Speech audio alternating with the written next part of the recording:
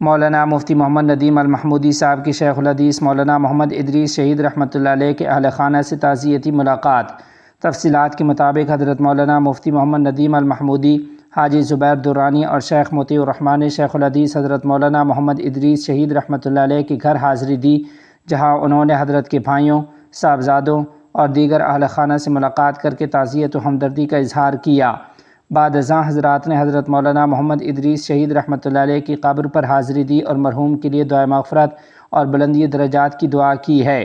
اس موقع پر اللہ تعالیٰ سے مرحوم کی کامل مغفرت، جنت الفردوس میں اعلیٰ مقام اور تمام لوائقین کے لیے صبر جمیل کی دعا کی گئی ہے۔ مفکر ختم نبوت مولانا عزیز الرحمن جلندری رحمۃ اللہ علیہ کی نماز جنازہ، ہزاروں افراد کی شرکت۔ تفصیلات کے مطابق ناظم اعلیٰ عالمی مجلس تحفظ ختم نبوت پاکستان حضرت مولانا عزیز الرحمن جلندری رحمۃ اللہ علیہ کی نماز جنازہ قلعہ کوہنہ قاسم باغ اسٹیڈیم ملتان میں ادا کی گئی۔ نماز جنازہ امیر مرکزیہ عالمی مجلس تحفظ ختم نبوت حضرت مولانا پیر حافظ ناصر الدین خاقانی دامت برکاتہم کی اقتداء میں ادا کی گئی۔ نماز جنازہ میں ملک بھر سے ہزاروں علماء، مشائخ، دینی و سیاسی شخصیات اور کارکنان ختم نبوت نے شرکت کی اور مرحوم کو اشک بار آنکھوں سے الوداع کہا۔ اس موقع پر علماء و مشائخ نے حضرت مولانا عزیز الرحمن جلندری رحمۃ اللہ علیہ کی دینی، علمی اور تنظیمی خدمات کو خراج عقیدت پیش کرتے ہوئے کہا کہ انہوں نے اپنی پوری زندگی عقیدہ ختم نبوت کے تحفظ اور دین اسلام کی خدمت کے لیے وقف کیے رکھی۔ مقررین نے مرحوم کی 93 سالہ سادہ، باوقار، خوش اخلاق اور دینی زندگی کو خراج تحسین پیش کیا۔ نماز جنازہ کے بعد علماء و کارکنان نے مرحوم کے صاحبزادے حافظ محمد یوسف ہارون سے تعزیت کی اور مرحوم کے درجات کی بلندی اور لواحقین کے لیے صبر جمیل کی دعا کی ہے۔ مفتی طارق مسعود کا صدیق رضا سے 3 طلاق کے دعوے کی وضاحت کا مطالبہ۔ تفصیلات کے مطابق طارق مسعود نے اہل حدیث عالم صدیق رضا سے 3 طلاق کے مسئلے پر اپنے موقف کی واضح وضاحت کرنے کا مطالبہ کیا ہے۔ اپنے بیان میں مفتی طارق مسعود نے کہا کہ انہوں نے 24 جولائی کو صدیق رضا سے اپنا دعویٰ واضح طور پر ریکارڈ کروانے کا کہا تھا، جس کے جواب میں صدیق رضا نے 27 جولائی کو ویڈیو جاری کی، تاہم ان کے مطابق جواب مبہم ہے۔ مفتی طارق مسعود کا کہنا تھا کہ صدیق رضا صرف یہ نہ کہیں کہ ایک مجلس کی 3 طلاقیں ایک ہوتی ہیں، بلکہ واضح کریں کہ کیا ان کا اصولی دعویٰ یہ ہے کہ شریعت کے خلاف طریقے سے دی گئی طلاق واقع نہیں ہوتی، جبکہ شرعی طریقے سے دی گئی طلاق واقع ہوتی ہے۔ انہوں نے صدیق رضا سے اپنا موقف صاف الفاظ میں ریکارڈ کر کے پیش کرنے کی درخواست کی ہے۔ مولانا خلیل الرحمن سجاد نعمانی کے طلباء احتجاج کے قائدین سے ملاقات۔ تفصیلات کے مطابق جنتر منتر اور ملک بھر میں جاری احتجاج کے دوران ممبئی میں تعلیمی پالیسی اور نیٹ پیپر لیک کے خلاف ہزاروں طلباء و طالبات کی قیادت کرنے والے نوجوانوں سے 29 جولائی کو خانقاہ نعمانیہ نرر میں مولانا خلیل الرحمن سجاد نعمانی کی طویل ملاقات ہوئی۔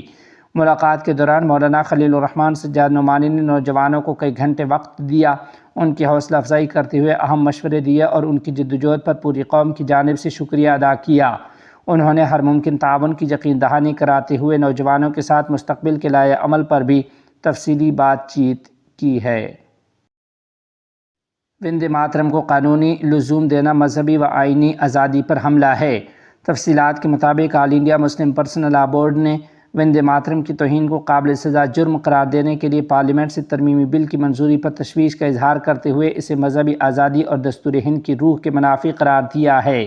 بورڈ کے ترجمان ڈاکٹر سید قاسم رسول الجاس نے کہا کہ کسی مذہبی مفہوم رکھنے والے گیت یا عمل کو قانونی جبر کے ذریعے تمام شہریوں پر لازم نہیں کیا جا سکتا۔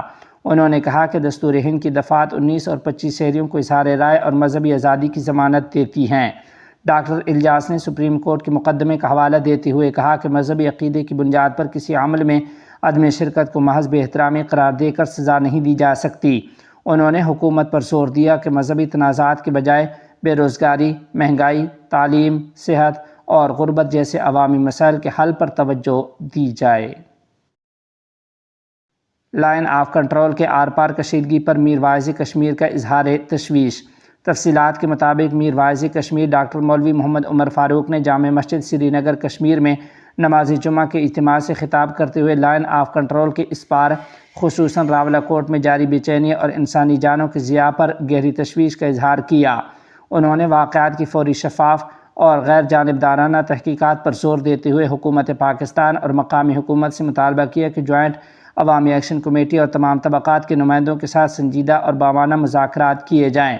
میر واعظ نے کہا کہ پائیدار امن، استحکام اور عوامی اعتماد کے لیے مکالمہ، انصاف اور عوامی حقوق و وقار کا احترام ضروری ہے۔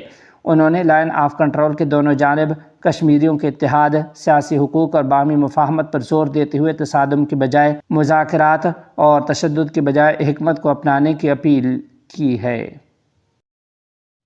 افغانستان اور متحدہ عرب امارات کے سفیروں کے درمیان ملاقات۔ تفصیلات کے مطابق کویت میں افغان سفارت خانے کے ناظم الامور مولوی محمد شفیق خطیب نے متحدہ عرب امارات کے سفیر ڈاکٹر مطر النیادی سے ملاقات کی ہے۔ ملاقات میں افغانستان میں امن و امان کی صورتحال، اقتصادی مواقع اور دونوں ممالک کے درمیان تعلقات کے فروغ پر تبادلہ خیال کیا گیا۔ متحدہ عرب امارات کے سفیر نے دونوں ممالک کے درمیان تعاون کو مزید مضبوط بنانے پر زور دیا ہے۔